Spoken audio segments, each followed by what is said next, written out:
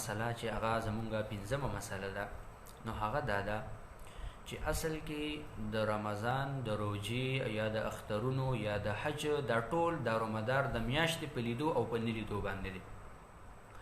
په دې کې د فلکیاتو او د حساب کتاب هیڅ دخل نشته او صحابه کرام هم په دې باندې عمل کړی دی چې په کومه شپه باندې هغوی میاشت لیدلې ده نو روژې نیسلې ده، چې میاشت نه ده لیدلې نو روژې نه ده نیسلې.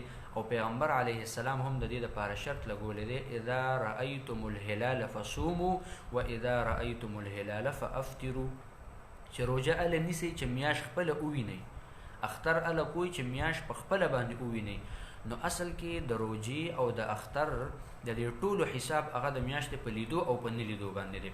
په دې حساب کتاب باندې دی چې یاره د فلکیاتو مطابق نن شپه هغه د میاشت لیدل ممکن دی او که نه دې ته به نه ګوري. شریعت کې د دې اعتبار نشته. پیغمبر علیه السلام په حدیث مبارک کې صفا ارشاد فرمایلی دی صوموا لرؤیته و افطروا لرؤیته. نو د رؤیت نه مراد رؤیت هلال دی. صوموا لرؤیت الهلال، چې میاشت ووینئ نو روژه کوئ او چې بیا میاشت ووینئ نو اختر کوئ.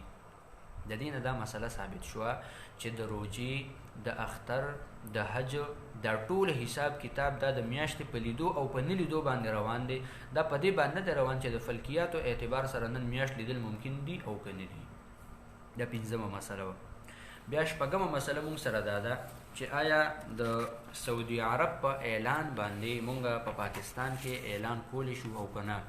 د سعودي عرب د حساب کتاب مطابق مونږ په پاکستان کې روژه نیسلی شو او که نه. نو د هغې په باره کې حکم دا دی چې صرف د سعودي عرب په اعلان باندې پاکستان کې مونږ روژه نشو نیسلی. د هغې وجه دا ده چې مونږ مخکې نه خبره وکړه چې د هر یو ملک دپاره د دې زمانې د علما کرامو دا فیصله ده چې د هر یو ملک دپاره ځان له جدا جدا رویت دی، ځان له جدا روژه ده او ځان له جدا اختر دی.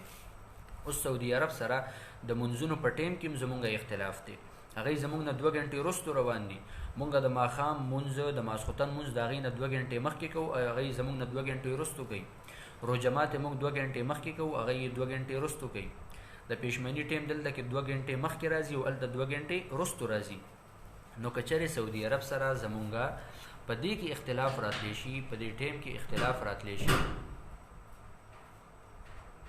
نو په دې کې هغوی سره هم دا اختلاف راتلی شي چې دلته کې یو ورځ روژه وي او هلته کې بله ورځ روژه وي. دا اختلاف دومره څه غټ اختلاف نه دی. خو که چېرې داسې وشي چې د پاکستان په یو ښار کې دلته کې په یو ښار کې روژه ده او په بل کې نشته، نو داسې جایز نه دي، ځکه چې د یو ښار د میاشتې لیدل هغه د بل ښاروالو دپاره دلیل دی.